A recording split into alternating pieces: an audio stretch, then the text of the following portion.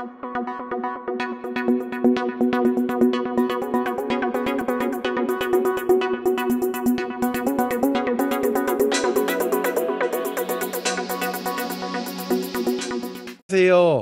저는 울산 대형교회에서 청소년부 팀장을 담당하고 있는 조준일 목사입니다.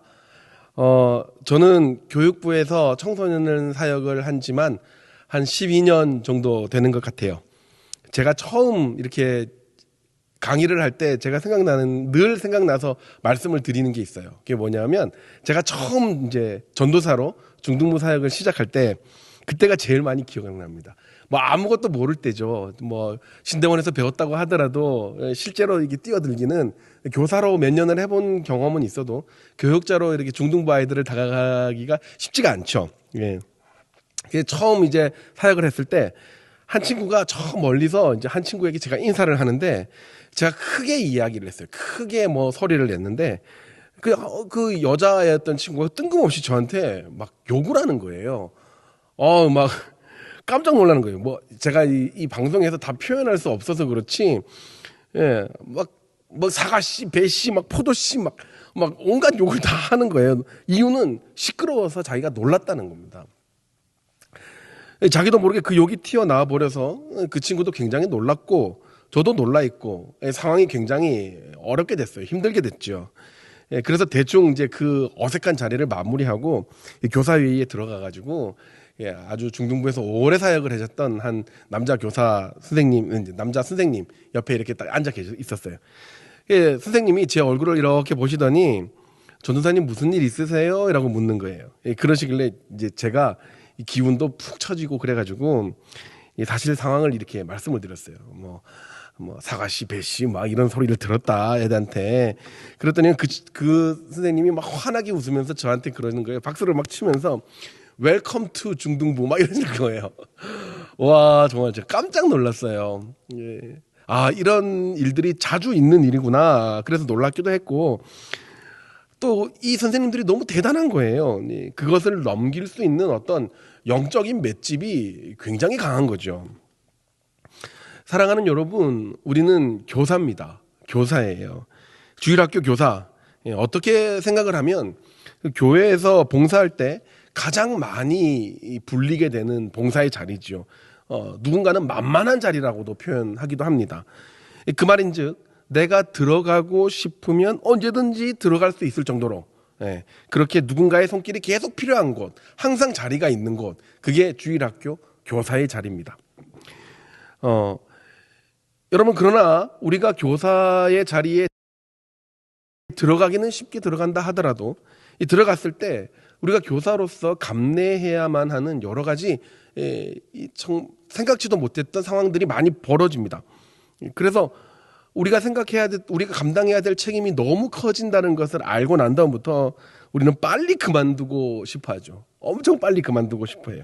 한 조사 기관에 의하면 주일학교 교사, 현재 하고 있는 주일학교 교사 중에 10명 중에 6명은 늘 이 생각을 한다고 합니다.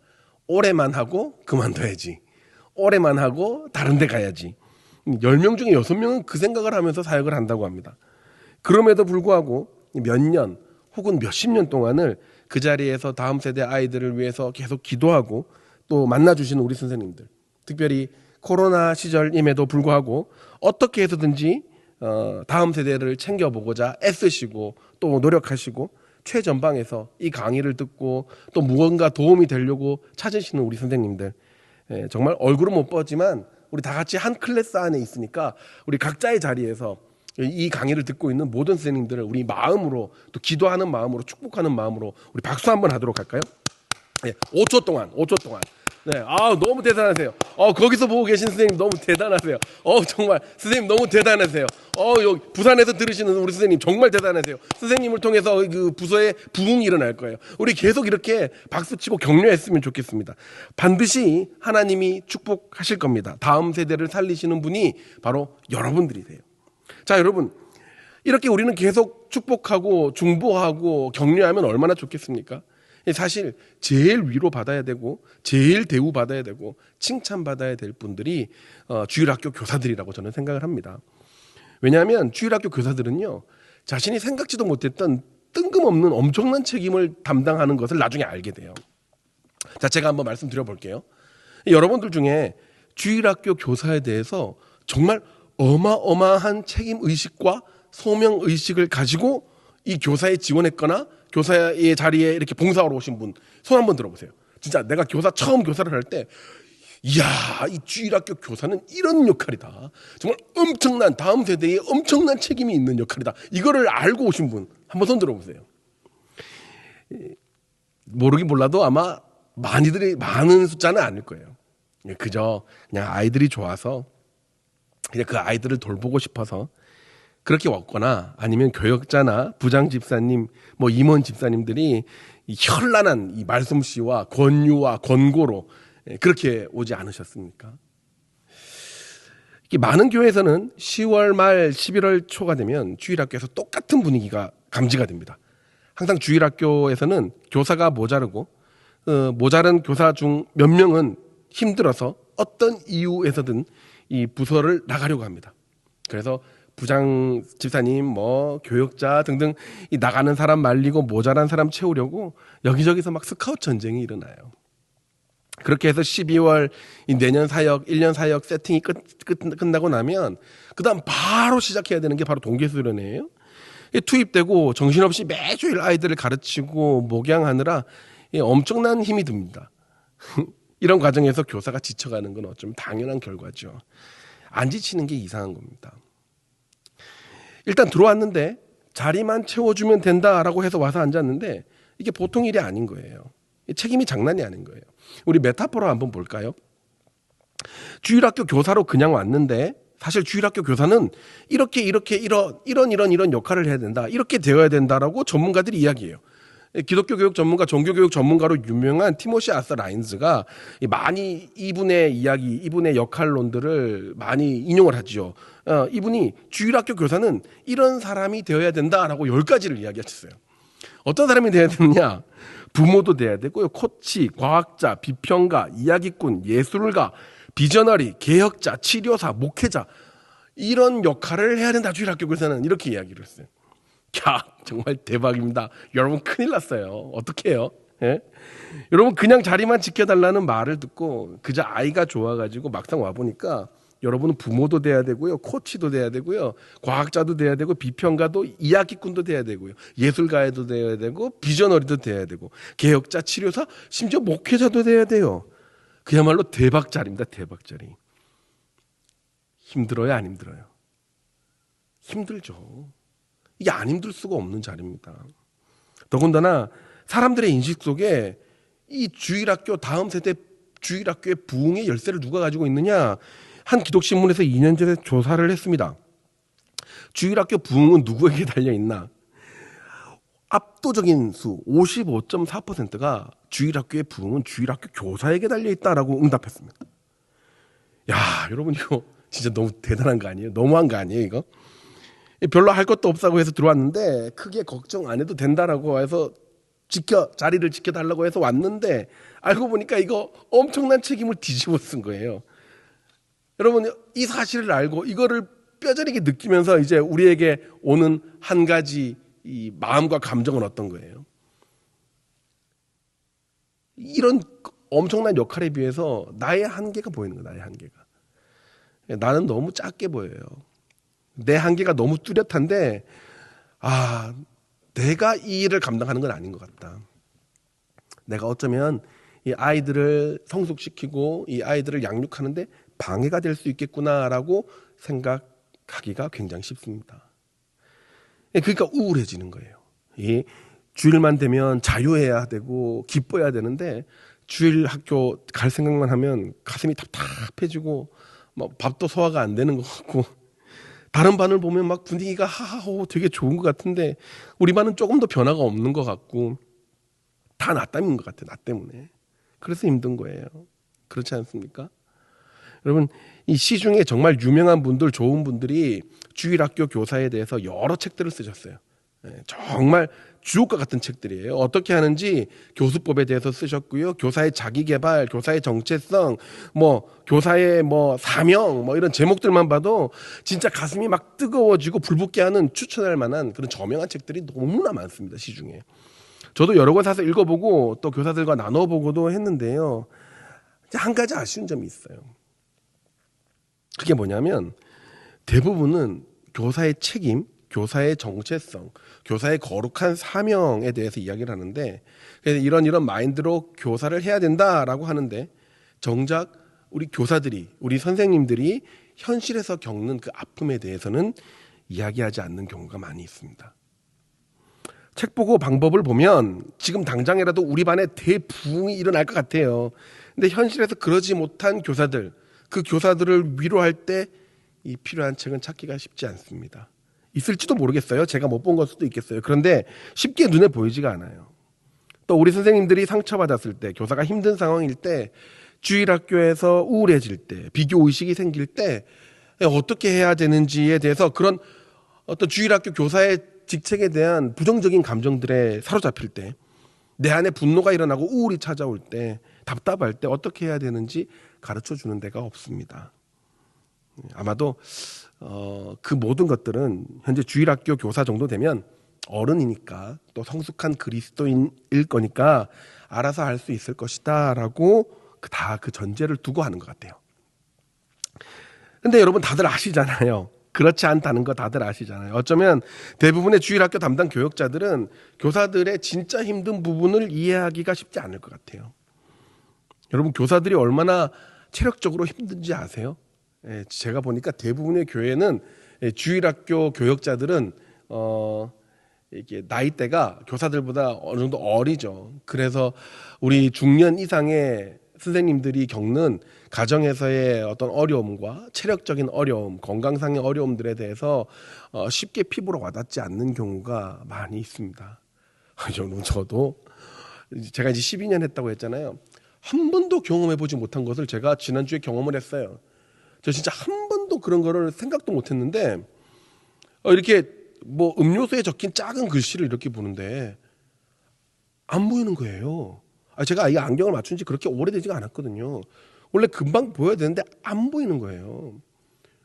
그래, 옆에 있던 분이 갑자기 막 웃으면서, 좀 멀리 떨어져서 봐봐. 이렇게 이야기하는 거예요. 그래서 제가 이렇게 멀리 떨어져서 봤다? 보이는 거예요. 여러분, 이게 뭐예요? 그래서 이게 안경을 이렇게 살짝 들어서 봤거든요. 정말 잘 보이는 거예요. 여러분 이게 뭐예요? 노안. 여러분 제가 노안이 올지는 꿈에도 몰랐어요. 제가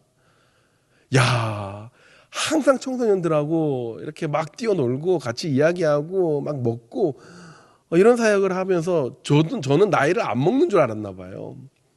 근데 저보고 늦게 왔다 하더라고요. 그 정도 나이에 노안 온 거면 되게 늦게 온 거라고 위로 아닌 위로를 해주던데 하나도 위로가 안 돼요.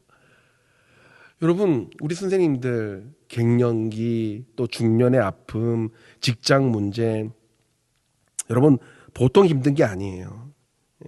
체력 갱년기 시대를 따라가는 이 모든 것들이 교사들에게는 힘든 장벽이 되어가고 있는 겁니다.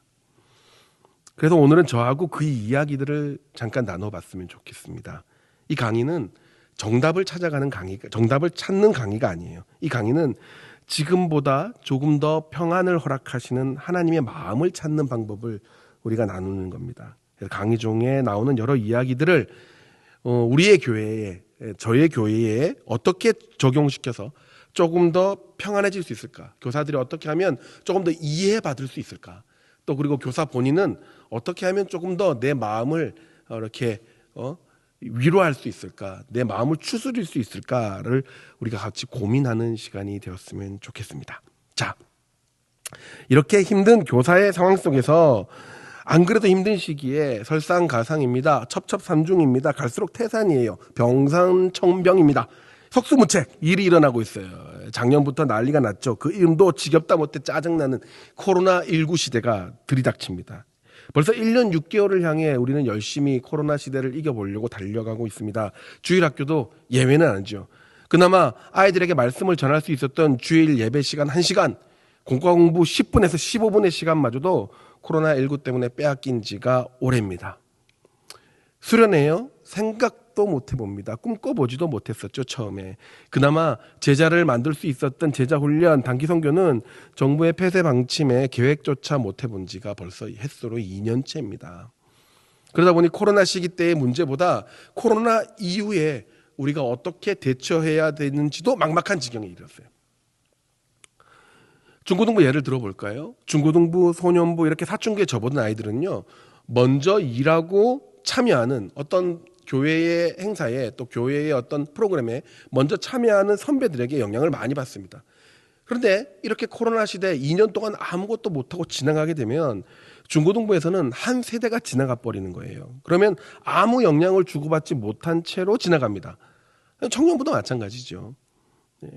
단기 선교가 뭐예요? 뭐 이렇게 되는 거예요. 수련회 가면 우리 뭐예요? 이렇게 되는 거예요. 여러분, 기도도 하면서 배우는 것이고 보고 배우는 것이고, 부르짖는 기도를 할 줄 모르는 아이들이 코로나 이후에 등장한다는 거예요. 세대 교체가 빨리 진행되는 요즘 시대에 이런 시기가 길어질수록 우리가 생각했던 이전의 아이들의 영적 분위기하고는 전혀 다른 느낌을 주는 코로나 이후의 다음 세대들에게 우리는 맞닥뜨리게 된다는 겁니다. 이런 교육적인 커리큘럼 부분은 다른 분들께서 아마 많이 해주시거나 지금 해오고 계실 거예요. 그래서 우리는 이런 혼란스러운 상황, 급변하는 상황, 이런 상황 속에서 더욱더 위축될 수밖에 없는 우리 교사들의 마음은 과연 어떤 마음이며, 우리는 이 마음을 어떻게 다잡고 지킬 수 있으며 격려하고 위로할 수 있는지, 선한 방향으로 아이들을 향한 우리들의 마음을 우리는 어떻게 다잡을 수 있는지에 대해서 이야기를 나눠보도록 하겠습니다. 자, 여러분의 지금의 마음 상태는 어떠세요? 한번 잠시 스톱하시고 내 이야기를 한번 자신의 이야기를 한번 떠올려 보세요. 나 자신의 지금의 상황, 1년 동안의 코로나 시기 동안 교사로서의 나 자신의 상태는 어떠세요? 여러분, 안 그래도 힘들었던 주일학교 교사의 자리였어요. 코로나19라는 상상도 못했던 상황이 펼쳐지면서 우리는 안 그래도 힘들었는데 더욱더 심각한 상황에 직면해 있습니다. 그러다 보니까 일단 우리 교사들의 자리가 굉장히 불안정해졌습니다.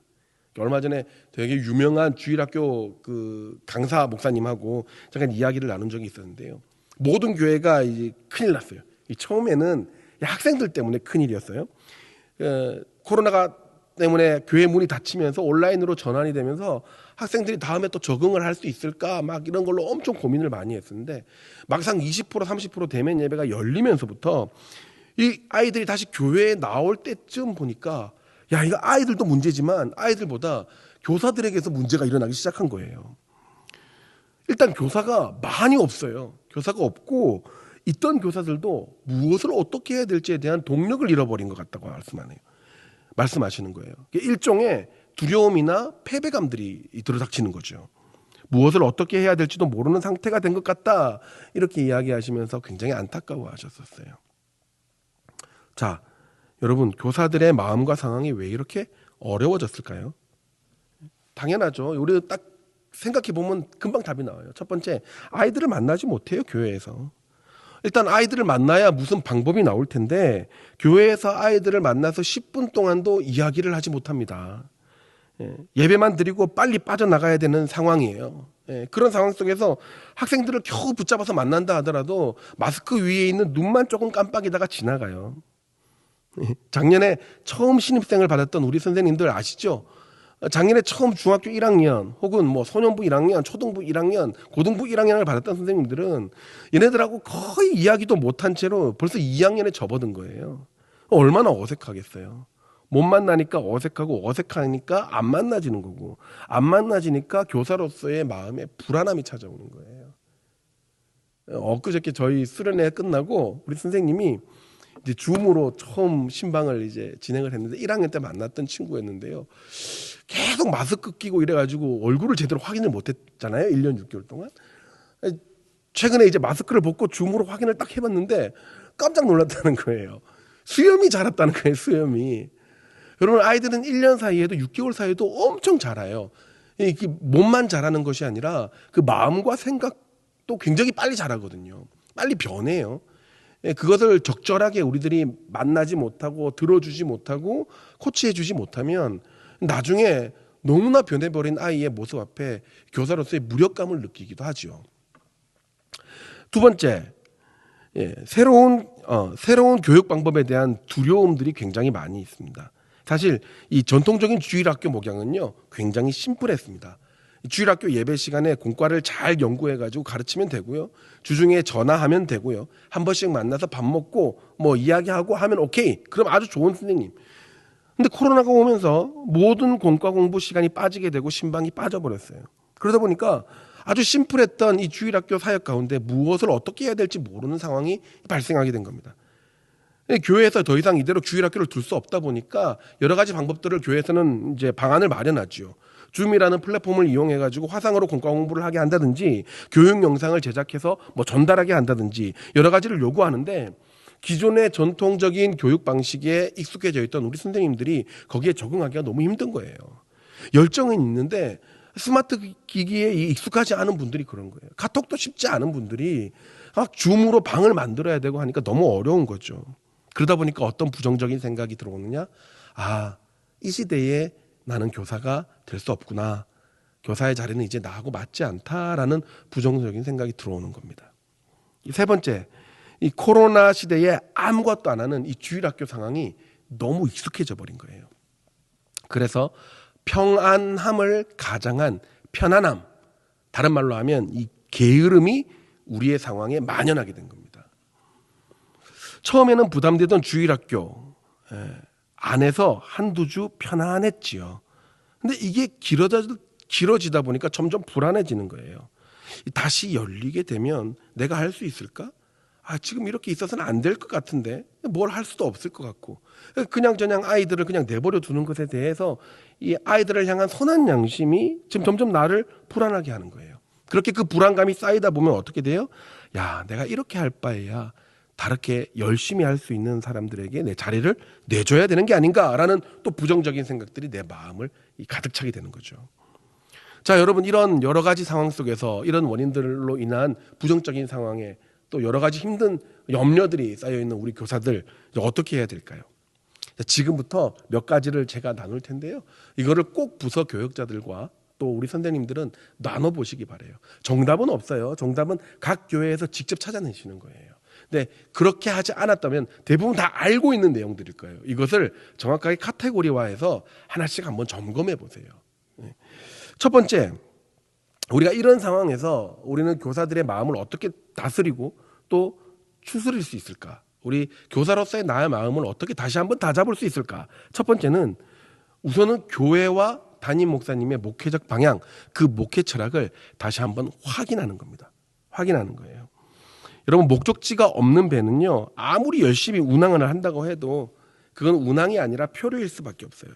목적 없이 여기 뛰고 저리 뛰고 하는 거는요, 이 남는 거는 피곤한 것뿐이에요. 어디로 갈지 몰라서 한참 방황하는 수밖에 없는 거예요.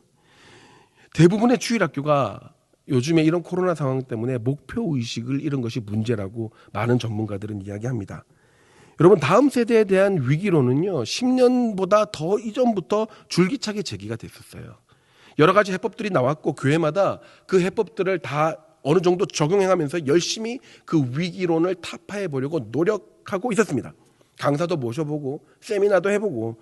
근데 예기치 않게 이 코로나라는 상황이 터져버리면서 우리의 모든 시도는 1년 이상 멈추게 된 거죠. 중요한 것은 이 목표까지 사라지게 된 겁니다. 이거 이렇게 그냥 두면 안 되는데 이렇게 하던 것이 벌써 1년이 훨씬 넘어버린 거예요. 코로나만 끝나면 코로나 끝날 때까지만 기다려보자. 이 상황이 어떻게 될지 모르니까 조금만 기다려보자. 이런 마음들이 많이 생겨나게 된 거죠. 그런데 기다리다 보니까 상황은 좋아지지 않는 거예요.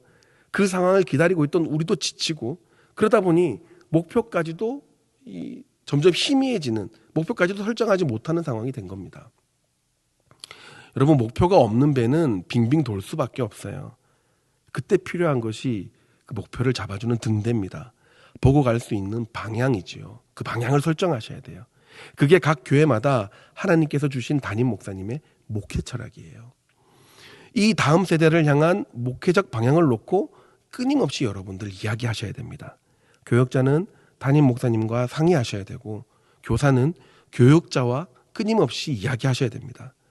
우리 부서의 목적과 목표는 어디에 있으며 또 그것을 위한 올해의 전략은 어떻게 세워야 되는지, 어떻게 바꿔서 가야 되는지를 끊임없이 이야기하고 말을 많이 하셔야 됩니다.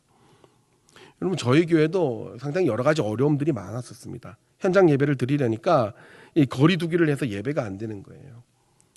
그런데 이제 담임 목사님의 목회 철학과 비전의 첫 번째가 뭐냐면 최고의 예배를 하나님께 올리는 거거든요. 일단 예배부터 회복하자. 어떤 방향으로 우리가 청소년들 그리고 우리 취약부사 아동들 우리가 어떻게 하면 이 예배를 회복할 수 있을까? 담임 목사님 고민하셨고요. 저희와 함께 고민하셨고요. 그래서 이 예배를 토요일로 옮기고 주일에는 주일 대예배에 온 가족이 집중할 수 있게 하고 그 토요일 날 드렸던 현장 예배는 또 온라인으로 병행할 수 있게 하면서 예배를 다시 세워가는데 동력을 얻을 수 있었습니다. 여러분, 우리가 부산에서 무조건 서울을 가야 하는 목적과 이유가 생겼다고 생각해 봅시다. 처음에는 가장 빠른 비행기를 타려고 하겠죠. 근데 그날 당일 날씨가 너무 안 좋아서 취소가 됐습니다. 그러면 어떻게 하겠어요? 어떻게든 그날 가야 되니까. 근데 비행기는 취소가 됐어요. 그러면 기차를 알아보고 또 예의치 않으면 고속버스를 타겠지요. 또 안 되면 차를 렌트해서라도 알아보고 직행편이 없으면 대구를 갔다가 대전을 갔다가 그렇게 돌아가더라도 어떻게 해서든 가는 길을 찾아보려고 할 겁니다. 여러분, 지금 우리의 다음 세대를 향한 정확한 목표의식의 재설정이 지금 너무 필요한 상황입니다. 그것을 다시 한번 우리 선생님들과 교육자들이 정확하게 인지한 후에 여러 방법을 고민해야 됩니다. 그것이 우리 마음속에 아무것도 하지 않는 그 불안함들을 다스려 줄 거예요. 왜냐? 그렇게 애쓰고 노력하는 자들에게 하나님께서는 침묵하실 리가 없기 때문이에요. 분명히 어떠한 우리 교회를 향한 하나님의 선한 계획을 발견하게 되고 그 목표를 향해 또 열심히 이것저것 해보다 보면 하나님의 도우심과 또 우리 교회에 딱 맞는 가장 핵심적인 사역들을 또 해나가게 될 겁니다. 자, 두 번째, 모든 상황을 인정하고 우리는 직면하는 그런 마음의 태도가 필요합니다. 사실 어렵고 혼란스러운 이 상황에 가장 필요한 우리의 마음가짐이 있다면 여러분, 직면이에요. 직면. 현재 우리 상황에 제일 많이 드러나는 약점이 뭔지 아십니까? 여러분, 뭐라고 생각하세요? 현재 우리 가운데 제일 많이 드러나는 약점, 바로 회피하는 것과 일을 미루는 게으름입니다. 여러분, 우리 선생님들이니까 또 우리 교육자들이니까 우리 부서를 담당하는 우리 리더들이니까 우리 솔직히 이야기해 봅시다. 작년에 코로나가 심해지고 교회가 잠깐 그 비대면으로 예배를 드리게 됐을 때 여러분, 마음속에 안타까움도 있지만 나 자신은 편하다라는 생각 혹시 안 해보셨어요? 가슴 아프고 교회가 그립기도 하셨겠죠. 그런데 편하다 이런 생각 동시에 드셨을 겁니다. 근데 자꾸 기간이 길어지면서 이 여러 문제점들이 드러나게 되고 이대로 있으면 안 될 것 같은 불안함이 찾아오는데, 이거 막상 교회 문을 여니까 우리 반 아이들이 어디로 갔는지 연락도 안 되는 거예요. 마음이 조급해진 거죠. 그래서 무엇인가를 해야 하는데 가만히 생각해 보니까 코로나는 아직 안 끝났단 말이에요. 조금만 더 기다려보자. 그래서 괜찮아지면 해야지라고 하던 것이 벌써 1년 6개월이 지난 거죠. 그렇게 미루고 회피하다가 지금의 상황을 반전시킬 어떤 노력을 점점 안 하게 되는 겁니다.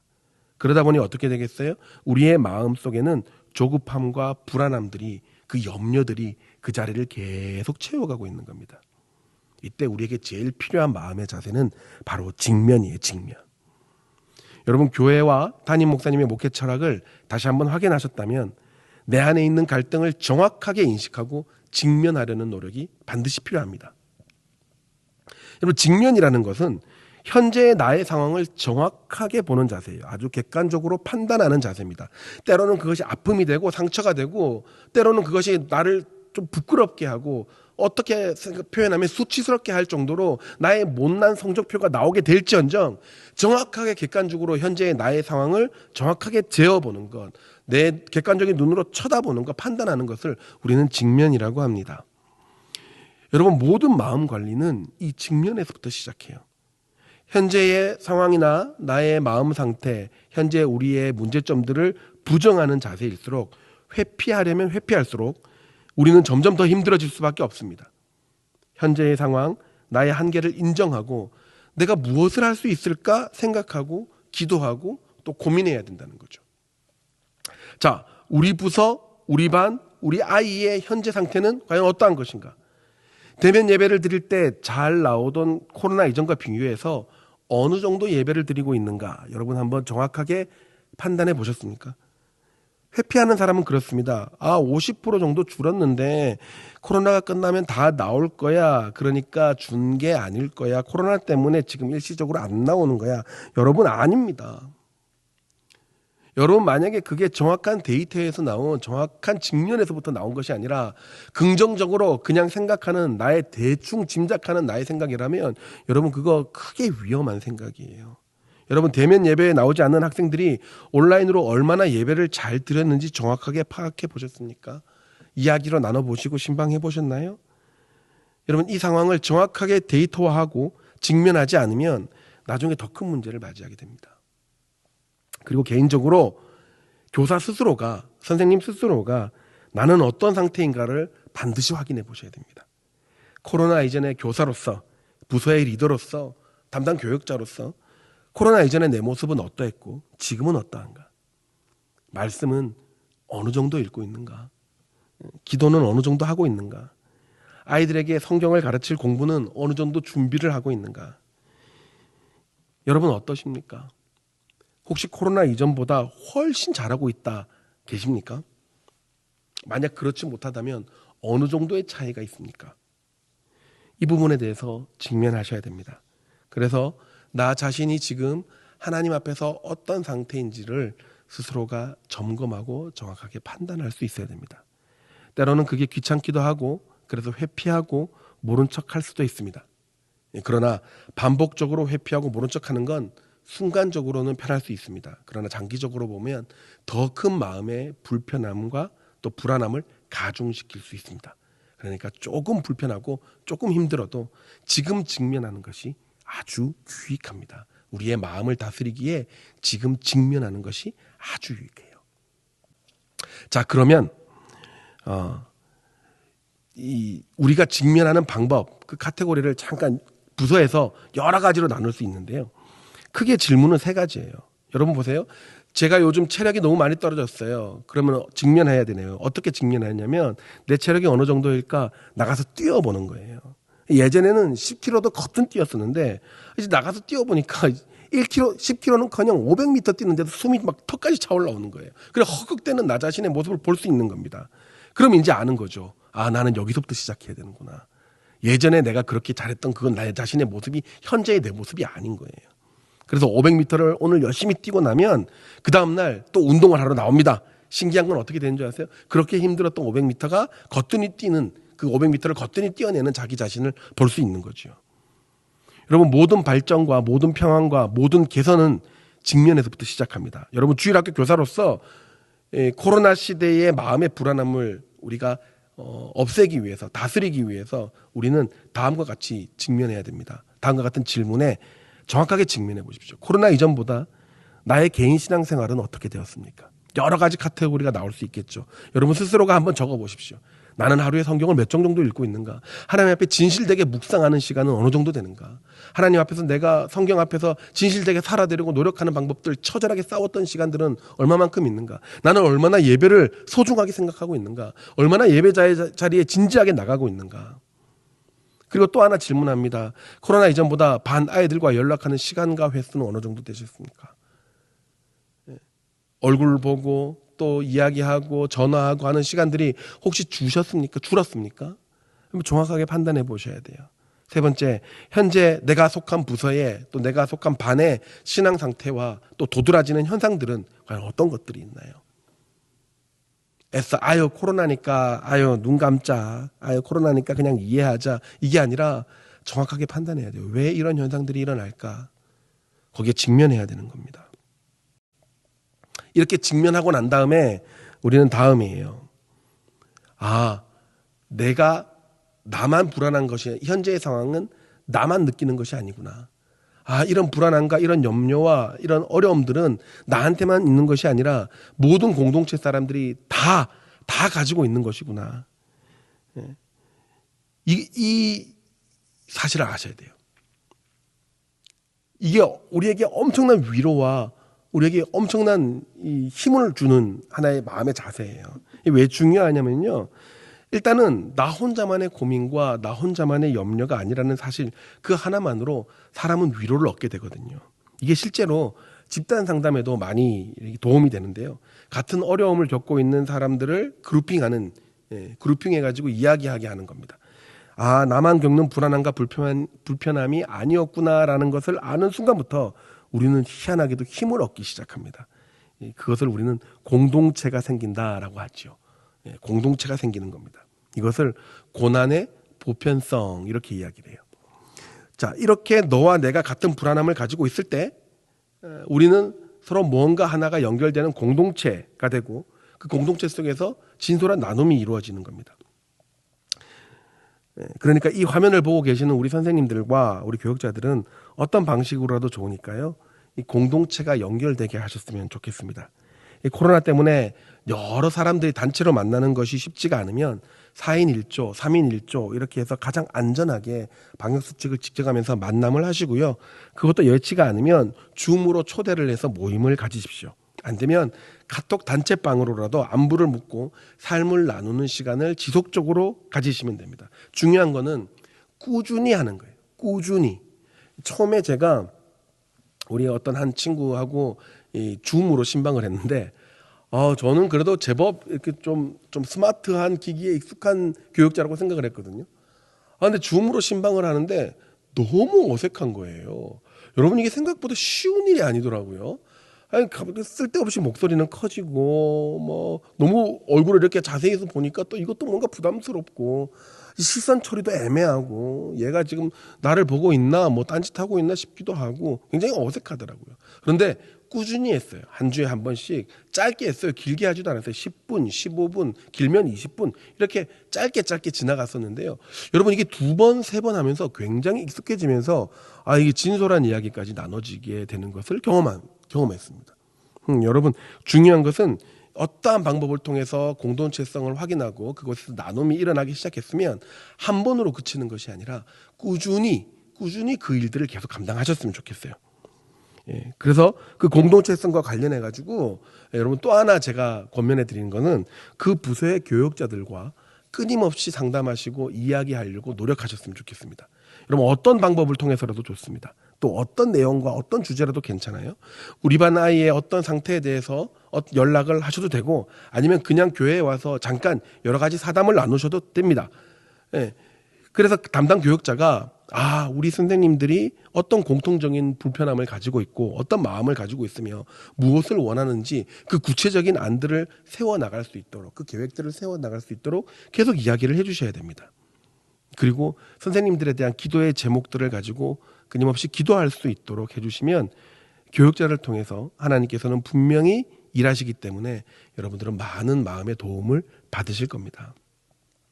그 다음 4번째는요. 작은 것부터 시작하고 무엇이든지 해보라는 겁니다.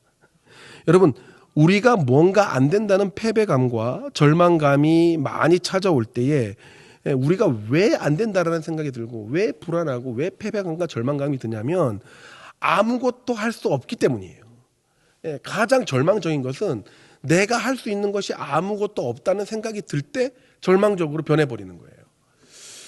자, 여러분 무엇을 해야 할지 모르겠다는 생각이 우리를 지배할 때 정말 아무것도 하지 않고 그 자리에 있으면 여러분 갈수록 더 큰 패배감에 휩싸이게 됩니다. 이런 이야기가 있죠. 유명한 이야기예요.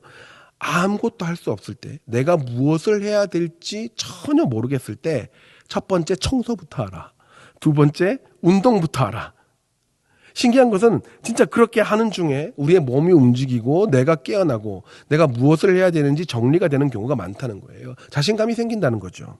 그래서 제가 여러분들에게 한 가지를 제안합니다. 여러분 무엇이든지 괜찮습니다. 작은 것 하나라도 우리 부서에 혹은 우리 반에 변화를 주셨으면 좋겠습니다. 대신 꾸준히 역시 이번에도 꾸준히 그 작은 것들을 해보시기 바라요. 제가 예전에 나이가 어릴 때 교사를 한 적이 있었습니다. 처음 교사를 하는데 도대체 뭘 어떻게 해야 되는지 모르겠는 거예요. 친하지도 않고 친할 수 있는 방법도 모르겠고 그래서 제가 할 수 있는 게 뭘까? 이때까지 안 하던 게 뭘까? 예, 그래서 해보기로 했어요. 그게 참 부끄럽는데요. 그때 우리 그룹에 한 5명 정도가 있었거든요. 예, 제가 대학생 때였는데 이제 일단은 제가 할 수 있는 게 멤버들을 먹이는 것밖에 없더라고요. 그렇다고 제가 돈이 많나요? 그렇지 않았어요. 매주 제 용돈에서 딱 4,000원에서 5,000원 정도씩을 빼가지고 과자를 사갔어요. 가장 싼 야구르트 아시죠? 요구르트, 야구르트. 예, 저거 한 줄, 2줄 사고 그리고 과자 한 3봉지, 4봉지, 뭐 비스켓 하나 이렇게 종류를 다르게 해서 매주 사가지고 갔었어요. 근데 여러분 신기한 게 뭔지 아세요? 예, 그렇게 한 달만 꾸준하게 했는데 그 한 달 동안 멤버들이 점점 친해지는 거예요. 이야기가 잘 되는 거예요. 연락이 자주 오는 거예요. 자발적으로 변하기 시작하는 거죠. 제가 변화를 준 건 꾸준히 과자 사간 거밖에 없었어요. 나중에는 진짜 한 사람도 빠지지 않고 다 나오는 겁니다. 어쩌다가 한 명이 빠지면 제가 따로 연락을 안 해도 자기들이 알아서 전화를 해요. 왜 안 나왔냐 그러면서. 여러분 우리는 방법이 틀려서 실패한다기보다는요. 어쩌면 아무것도 시도하지 않기 때문에 실패하는 경우가 굉장히 많이 있습니다. 지금 여러분이 할 수 있는 것들을 찾아보셨으면 좋겠어요. 무엇이든지 시도해 보십시오. 학교 앞에서 잠깐 만나고 그 잠깐 만나는 찰나에 초콜릿을 주고 나오셔도 괜찮습니다. 예. 한 번은 그런 학생들이 있었어요. 학교 신방을 가서 아이들과 이야기를 나누고 저녁을 막 먹었던 이야기를 교회에서 막 신나게 하고 있었는데 뒤에서 그걸 가만히 듣고 있던 애가 와가지고 그래요. 목사님 저희 학교까지는 못 오시겠죠? 저도 맛있게 먹을 수 있는데 저 치킨 되게 좋아하는데 그러는 거예요. 그 아이 학교까지가 차로 한 50분, 1시간 정도 걸리거든요. 제가 갈게 그랬어요. 갈게 뭐 까짓 거 가지 뭐. 뭐 점심시간 반납하고 가면 되지 뭐 이랬어요. 그리고 진짜 갔죠. 점심시간에 통닭 한 마리 딱 튀겨가지고 나오라고 했어요. 그래서 학교 앞에 주차장에 세워놓고 차에서 딱 시간 20분 남았는데 20분 동안 실컷 닭 듣다가 올라갔어요. 아무 말도 안 했어요. 목사님 진짜 오셨네요. 그러면서 닭만 열심히 먹다가 올라갔어요. 아무것도 안 했어요. 정말 그냥 닭만 먹고. 저도 뭐 말 시키고 싶지 않아요. 내 차에 닭 냄새가 너무 많이 배어 있어가지고 그것도 너무 싫고 어쨌든 간에 잘 먹어라 하고 열심히 먹고 보냈어요. 그리고 닭 뼈 치우고 그냥 갔어요. 여러분 그게 뭐예요? 그게 무슨 신방이에요 그게. 그런데요 그 친구는 몇 년 동안 그 이야기했어요. 어른이 돼서도요 제게 연락이 와요. 그때가 너무 감동이었다고 그래요. 여러분 아이들은 얼마나 많은 시간을 나에게 주는가, 얼마나 많은 시간을 나하고 같이 보내는가도 중요할 수 있지만 이것보다 더 중요한 것은 얼마나 진심으로 나에게 어떤 이미지로 다가오는가가 진짜 중요합니다. 단 1분을 만나도 괜찮아요. 단 1분을 이야기해도 괜찮은데 그 아이에게 진짜 필요한 것을 주고 진심을 전해줄 수만 있으면 어떤 것이라도 좋으니까 여러분 시도해 보셨으면 좋겠습니다. 여러분 지나가는 길에 독서실에서 잠깐 불러내세요. 한 5분이면 돼요. 3분이면 돼요. 잠깐 불러내가지고 음료수 하나 건네면서 힘내라. 야, 니 잘할 수 있다. 그러면서 한번 웃어주세요. 학교 앞에 기다렸다가 과자 하나 쥐어주십시오. 집 앞에 가서 잠깐 불러내서 마스크 끼고 응원 한번 해주십시오. 아이스크림 하나 쥐어줘 보세요. 그렇게 하는 순간 학생들은 물론이고 여러분의 마음속에는 다음에 또 다른 것들을 시도할 수 있는 담대함이 생길 겁니다. 작은 것부터 또 여러 사람들에게 막 해주려고 계획을 하면 이것도 힘들어요. 그래서 작은 것부터 그리고 또 한 사람에게 먼저 시작해 보십시오. 분명히 그 아이뿐만 아니라 부서뿐만 아니라 여러분의 마음의 변화가 거기서부터 시작되는 것을 여러분 느끼실 겁니다. 그리고 5번째, 변화의 과정에서 오는 불안함은 굉장히 당연하다는 것을 여러분 인정하셔야 돼요. 여러분 다들 아시다시피 시대가 많이 변했습니다. 그렇죠? 이 코로나 시대는 더 이상 대면이 덕이 되지 않는 시대예요. 많은 사람들이 집합하는 것을 꺼리고 있습니다. 이제는 그 방법들이 여러 가지 방식으로 같이 진행되어야 되는 거예요. 어떤 목사님이 말씀하신 것처럼 온라인, 오프라인 나누는 것이 아니라 어느 것 하나를 선택해서 우리들이 진행하는 것이 아니라 온라인, 모든 방법을 동원해야 된다라는 시대가 온 거죠. 여러분 이런 상황에서 우리는 분명히 새로운 시대, 새로운 방법들에 직면해야 됩니다. 변화가 일어나야 되는 거지요. 가만히 있어도 아이들이 교회에 모여서 이 모인 아이들을 교회에 와서 모여있는 아이들을 가르치면 됐었는데 이제는 반대예요. 제가 흩어져 있는 아이들을 찾아가야 되는 거죠. 그것도 한 명씩 찾아가야 됩니다. 한 번도 해보지 않은 줌이나 그 유튜브를 통한 화상 모임을 진행하고 화상 기도회도 때로는 진행해야 될 때도 있습니다. 그렇게 준비를 하다 보면 마음이 평안한 것이 아니라 더 불편해지고 더 어려워지고 또 쉽게 따라가지 못하는 자신의 모습에 자괴감이 들 수도 있습니다. 야, 내가 한계구나. 나는 이제 이 시대 때는 교사를 못하겠다라는 생각이 들 수 있죠. 그런데 여러분, 새로운 것에 직면하는 과정에서 변화 때문에 일시적으로 찾아오는 자괴감이나 불안함은 당연한 겁니다. 이걸 인정하셔야 돼요. 당연한 거예요. 그럴 때마다 내가 불안하고 내가 어렵고 내 몸이 불편하고 내 마음이 불편할 때마다 방향이 맞다면 이것은 더 나은 곳으로 가게 되는, 더 성숙하게 되고 더 좋은 방향으로 가게 되는 그 과정이라는 것을 인정하셔야 돼요. 우리의 몸에 아주 긍정적인 변화가 일어나려면 적당한 텐션이 주어져야 됩니다. 적당한 긴장이 일어나야 돼요. 많은 훈련이 있어야 근육이 성장하듯이 우리 역시 시대에 맞게 변화하려고 할 때에 그때 주어지는 불편함은 당연히 우리에게 따라오게 되는 겁니다. 그것을 직면하고 해결하는 그 과정 속에서 근본적인 변화와 안정감이 찾아오게 되는 거죠. 절대로 변화의 과정 중에 오는 불편함을 피하거나 두려워하지 마세요. 여러분, 지금 내가 무언가 새로운 것을 도전하며 새로운 곳에 적응하면서 다가오는 이 불편함과 불안함들은 굉장히 내가 나아지는 과정이며 더 발전하는 과정임을 알고 서로 격려하면 곧 그 과정이 지나갈 겁니다. 여러분, 저희 교회에서 선생님들이 올 초에 스스로 자비를 들여서 직접 간식을 사들고 한 명 한 명 반아이들을 찾아가는 신방을 올 초에 시도했었습니다. 밤에도 낮에도 뭐 아이들 맞게끔, 어떤 아이는 독서실 학원 마치고 나면 11시 반인데 11시 반에 독서실 앞에서 선생님이 기다렸다가 만나기도 하고요. 뭐 차로 지나가다가 막 이렇게 애를 태워서 잠깐 만나기도 하고요. 여러 가지 신방들의 방법들을 선생님들이 각자 고안을 해서 일단 아이들을 짧게 5분 이내로 만나서 본인이 준비한 간식을 주고 사진을 찍고 마음으로 기도해 주는 시간을 가졌습니다. 여러분, 사실 선생님들 굉장히 바쁘시잖아요. 그렇지 않아요? 엄청 바쁘시죠. 생업도 있으시고 각자의 일들이 있으신데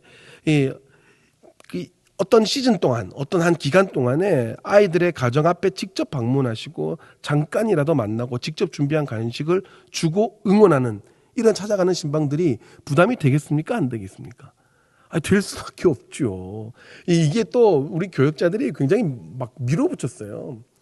이게 선생님들한테 자율에 맡기면 또 잘하시겠지만 이 기간 안에 무조건 다 신방하십시오 해서 한 2주 정도 주고, 1주에서 2주 정도 주고 무조건 찾아가라고 했어요. 밤이든 10시든 10시 반이든 11시든 12시든 막 찾아가라고 했어요. 그러니까 우리 선생님들 너무 순종을 잘하셔서 막 찾아가셨어요. 그 어떤 마음인지 제가 안 봐도 알 것 같은데, 근데 감사하게도 다 찾아가셨어요. 다.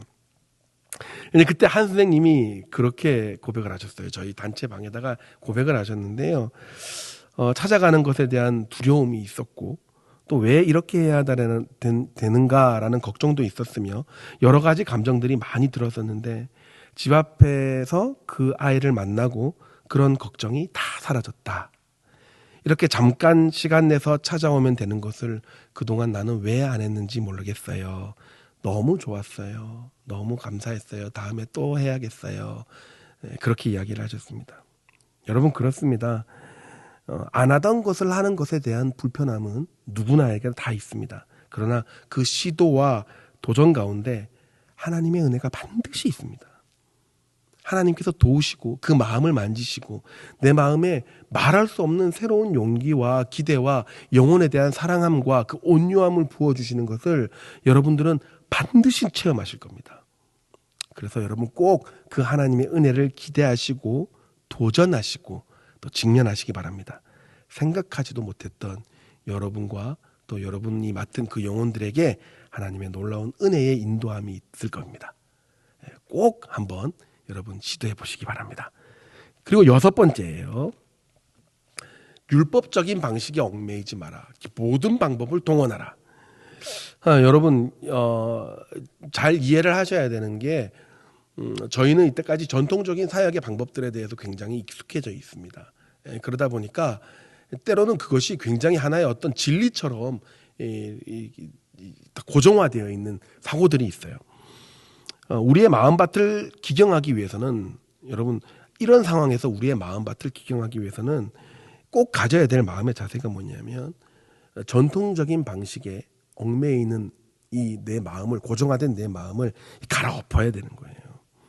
여러분 지금은 앞으로 시대가 정말 어떻게 변할지 모르는 아주 중요한 분기점에 서 있습니다. 물론 우리가 이때까지 해오던 주일학교에 좋은 전통들이 있죠. 그 전통 안에 있으면 우리는 가장 안정감을 느끼고요. 그러나 그 전통 안에서 사역을 할 때에 우리는 가장 평안함을 느끼는 게 사실입니다. 그러나 이제 그 전통만으로는 양육할 수 없는 시대가 온 거예요. 전통적인 방법만으로는 양육하기가 어려운 시대가 온 거죠. 당장 앞서가는 교회들은요, 줌으로 막 동영상으로 수련회를 진행했어요. 세들백 교회는 온라인 교회가 새로 생겼습니다. 전통적인 주일 9시, 11시 예배가 온정일 온라인 예배로 변화되는 그런 변화를 겪고 있는 시대예요. 이런 방법적인 측면에 대해서 여러분 많이 고민하시되 너무 완고하시면 안 됩니다. 그렇게 되면 우리의 마음에 계속 부정적인 생각이 들어요. 전통적으로 하지 않으면 틀렸다라는 생각이 들거든요. 여러분에게 권면합니다. 특별히 주일학교 선생님들과 또 부서 교육자들은 가능한 한 모든 방법을 동원하셔서 아이들과 예배드리고 아이들과 만나시기 바랍니다. 실패를 두려워하지 마세요. 실패가 두려워서 시도하지 않는 순간 진짜 실패로 인한 절망감이 우리의 마음을 차지합니다. 여러분 온라인 예배, 오프라인 예배에 대한 예배의 정당성을 가지고 너무 많이 논쟁하지 마십시오. 할 수 있으면 오프라인으로 대면 예배를 드리는 것이 가장 좋습니다. 제일 좋지요. 그러나 지금 시대는 온라인 예배가 반드시 필요한 시대지 않습니까? 초신자들, 병약한 자들, 여러 가지 사정당 대면 예배를 드리지 못하는 우리 아이들에게는 반드시 필요한 예배가 온라인 예배예요. 그렇다면 온라인 예배를 통해 어떻게 아이들이 대면 예배에서와 동일한 은혜를 받을 수 있을까? 그걸로 고민하는 것이 가장 현명한 방법이죠. 한두 번 실패할 수도 있습니다. 여러분 그걸 미리 걱정하지 마세요. 영적인 완벽주의를 조심하셔야 됩니다. 우리는 절대로 완벽할 수 없어요. 그냥 있는 모습 그대로 내가 할 수 있는 최선을 다해서 노력할 때 하나님 믿으면서 그냥 시작하는 겁니다. 내가 이렇게 하면 아이들이 좋아할까? 안 좋아하면 어떻게 하지? 이런 생각하지 마세요. 하다 보면 되는 거예요. 하다 보면. 여러분 저희 교회의 장점이 제가 참 좋아하는 저희 교회의 장점이 뭐냐면요. 무조건 시도해 보는 거예요. 무조건. 제가 청소년부 팀장을 담당하기 전에 또 팀장이 계세요. 윤영돈 목사님이라고 제 뒤에 강의를 하시나 앞에 강의를 하시나 하여튼 그 강의를 하시는데 그분한테 참 배운 게 많아요. 그분이 일단 무조건 시도해 보는 거예요. 근데 다 성공했느냐? 그렇지도 않아요. 많이 망했어요. 저희 청소년부서도 저도 그렇고 제 위에 팀장 목사님도 그렇고 시도하는데 저희가 생각하지도 못했던 장벽에 부딪힐 때도 많았고요. 또 안 될 때도 많았고 좌초될 때도 많았어요. 이 훈련들이.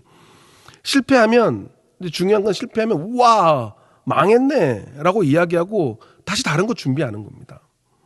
저희도 그동안 하면서 결과가 피드백이 별로였던 것들이 꽤 많았었습니다. 한 번은 새생명 축제를 하면서 아이들을 문화예술회관 같은 데서 예배를 드리고 교회로 다시 데리고 오는 이 계획을 아주 잘 짜서 진행을 했는데 애들이 교회 오다가 다 도망간 거예요. 망했어요. 완전 망했어요. 그때 우리 청소년부 팀장 목사님이 야 이번 계획 망했다 이렇게 이야기를 했었어요. 어떤 날은 새로운 방식의 설교를 도전하다가 피드백을 정말 안 좋게 받은 적도 있어요. 목사님 그건 너무 재미없어요. 목사님 그거 왜 했어요? 아 목사님 너무 별로였어요. 목사님 지겨워요. 이런 이야기도 들은 적도 있어요. 시도해보고 또 도전하는 거예요. 그렇지만 또 시도해보는 거예요. 중요한 것은 아이들의 영혼은 비록 그 프로그램이 실패했어도 우리가 원하고 우리가 생각했던 그림이 그려지지 않아도 그것을 위해 노력하는 교사와 교역자의 이미지를 보면서 자라는 겁니다. 교사와 교역자의 그 마음을 먹으면서 자라는 거예요. 아이들은 진심과 그 노력과 진정성을 보면서 자라지 결코 프로그램의 세련미로 성숙하지 않습니다. 여러분 완벽주의에서 벗어나시고 신학적 정통은 지키시되 그 전통에 너무 얽매여서 고여있는 물이 되지 마시기 바랍니다. 그렇게 될 때 새로운 하나님의 지혜와 하나님의 용기와 또 하나님의 은혜가 여러분에게 임하실 겁니다. 마지막이에요. 7번째, 하나님의 도우심이 반드시 있음을 여러분 믿으시기 바랍니다. 어떻게 보면 가장 일반적인 내용이지만 반드시 우리의 마음속에서 또 생각하고 또 생각해야 되는, 교사라면, 주일학교 교사라면 반드시 가장 먼저 생각하고 항상 생각해야 되는 마음이 바로 하나님의 도우심이에요. 하나님의 도우심. 여러분, 앞에 말했던 6가지의 모든 내용을 최선을 다해서 지키고 행동했다고 하더라도 하나님의 전능하신 도우심이 없으면 여러분, 우리의 마음은 안정되지 않습니다. 여러분, 다음과 같은 말을 매일 인정하시고 선포하시기 바라요. 내 모든 사역의 주권은 하나님께 달려 있습니다. 우리 다시 한번, 다 같이 한번 읽어볼까요? 시작. 내 사역의 모든 주권은 하나님께 달려 있습니다. 예, 내 사역의 모든 주권, 내 모든 사역의 주권은 하나님께 달려 있어요. 여러분, 우리 모든 사역과 인생의 주권이 실수가 많고 또 한계가 있는 나한테 있는 것이 아니라 하나님께 있음을 우리가 고백하는 순간 여러분, 우리 마음의 두려움과 불편함이 사라집니다. 주권이 하나님께 있음을 고백하는 순간 이걸 내가 해야 된다고 생각하는 것이 아니라 내 책임이다라고 생각하는 것이 아니라 하나님의 책임이며 하나님이 인도하시며 마침내 하나님이 좋게 하실 거라고 생각하는 순간 이 하나님의 거룩한 계획 속에 있는 우리들은, 우리가 설령 실패한다 하더라도, 우리 일순간 좌절한다 하더라도 그건 역시 하나님의 선한 계획 가운데 일하심의 과정이라는 거지요.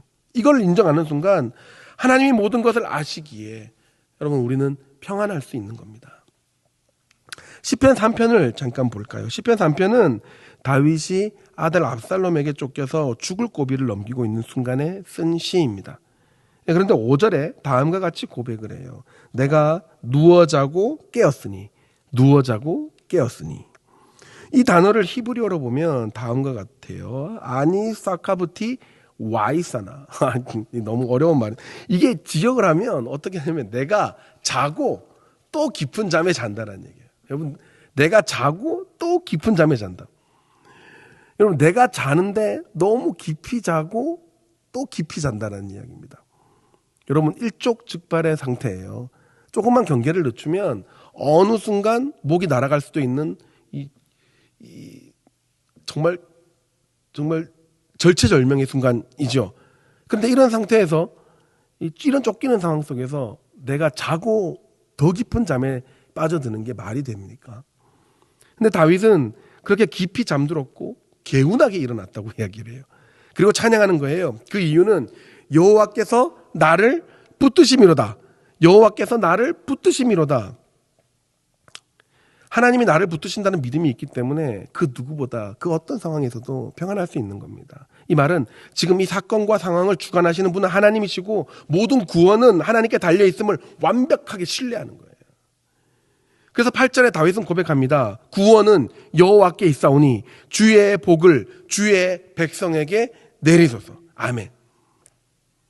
여러분, 우리의 이 상황 속에서의 구원은 누구에게 있습니까? 여러분, 이 상황 속에서 우리가 바라봐야 되고 우리의 시선이 고정돼야 될 구원의 근본 되시는 분은 누구십니까? 여러분, 하나님이에요. 우리는 그 하나님의 주권을 신뢰하고 이미 복을 받은 사람들입니다. 여러분, 오늘도 시대의 변화에 불안해하십니까? 사역의 방향을 잡지 못해 불안하십니까? 뭔가 시대를 따라가지 못하는 것 같아서 불안하십니까? 우리 아이들이 나 때문에 잘 자라지 못하는 것 같아서 불안하십니까? 여러분, 그 주권을 하나님께 이양하십시오. 하나님께 맡겨놓고 지금 내가 할 수 있는 것만 시작하십시오. 시도하십시오. 실패도 사용하시는 하나님께서 반드시 우리의 영역을 구원해 주시고 우리의 모든 영역 가운데 복을 주실 줄 믿습니다. 자, 여러분, 우리는 지금까지 코로나 시대에 이 증폭된 교사로서의 불안함을 잠재우는 방법들에 대해 이야기해봤습니다. 7가지의 방법들을 이야기해봤는데요. 사실 이 모든 방법들은 우리 모두가 알고 있는 방법이죠. 모르는 분은 없어요. 그럼에도 불구하고 우리가 다시 이 이야기를 나누는 이유는 코로나는 우리로 하여금 가장 기본적인 신앙인으로서의 자세와 그 마음의 온유함을 망각시켰기 때문입니다. 그리스도인이라면 당연히 예배가 중심이 되어야 되는데 코로나는 우리로 하여금 예배가 중심이 되지 못하게 하며, 우리가 주일학교 교사라면 아이들을 만나고 신방하고 그들을 축복하고 먹여야 되며 하나님의 축복이 임할 수 있도록 우리는 늘 그들과 함께 해야 되는데 그렇게 하지 않는 것이 덕이 되게끔 우리를 혼란스럽게 한 것이 바로 이 코로나 시대입니다. 그러다 보니 방법이 변하고 방법을 못 따라가다 보니 마음도 변하고 그 방법을 찾지 않았기 때문에 우리는 소명자로서 마음의 피곤함과 염려가 몰려온 것이죠. 자, 이제 여러분 아까 말씀드렸던 것처럼 상황을 피하지 말고 직면하는 방법부터 시작하십시오. 우리 목사님께서 이 교회에 하나님께서 목사님을 통해 이 교회에 주신 우리 부서에 주신 목표와 목적을 다시 한번 확인하시고요. 교회 공동체의 도움을 받으십시오. 무엇이든지 실패를 두려워하지 말고 작은 것부터 여러분 시작하십시오. 어디서도 계시고 어떤 일에도 도움을 주시는 전능하신 하나님께서 여러분의 그 사역을 책임지시고 그 마음을 지켜주실 겁니다. 참으로 이 시대에 다음 세대를 위해 노력하시는 우리 존경하는 선생님들, 여러분들의 마음을 하나님께서는 오늘도 만지시고 오늘도 위로하시며 회복시켜 주실 것을 믿습니다. 어떻게든 해법을 찾기 위해 이 강의를 들으시는 여러분들은 어쩌면 이 강의가 필요 없을 정도로 이미 그 답을 찾아내 가고 계실지도 모르겠습니다. 여러분들의 그 열정과 답을 향한 노력과 그 신실함은 반드시 맡은 영혼뿐만 아니라 또 주변 교사와 부서와 여러분 개인의 모든 영역 가운데 선한 영향을 줄 것이라 믿어요. 오늘도 교사로서의 자긍심을 가지고 다음 세대를 향한 뜨거운 열정을 회복하셔서 여러분을 통해 또 다른 생명이 성장하고 그리스도의 일꾼으로 자리 잡는 열매가 맺히는 귀한 여러분의 사역의 현장이 되시기를 예수님의 이름으로 축복합니다. 제가 한번 기도하겠습니다. 사랑이 많으신 하나님, 오늘도 가장 귀한 나눔의 시간을 허락하여 주셔서 감사드립니다. 작은 바이러스에도 초라해질 만큼 우리의 한계는 너무나 뚜렷합니다. 그러나 그럼에도 불구하고 하나님께서 저희를 사용하시기를 원하시기에 오늘도 교사의 자리에 서 있습니다. 하나님, 갈수록 한계에 부딪혀 지쳐가는 우리 모든 주일학교 교사들을 이 시간 하나님의 음성으로 위로하여 주시고 혹여나 몸과 마음의 치유가 필요한 자들에게는 친히 하나님의 치유의 권능과 능력이 임하게 하여 주시옵소서. 다음 세대를 위해 최선을 다해 노력하는 우리 선생님들과 교역자들에게 이 시대에 꼭 맞는 마음과 지혜를 허락하여 주시고 이렇게 정답을 찾아가는 과정 속에서 더 큰 하나님의 은혜와 축복을 경험하는 우리 선생님들과 교역자들이 되게 하여 주시옵소서. 마침내 승리하게 하실 하나님을 찬양하며 모든 것 감사드리며 예수님의 이름으로 기도드립니다. 아멘.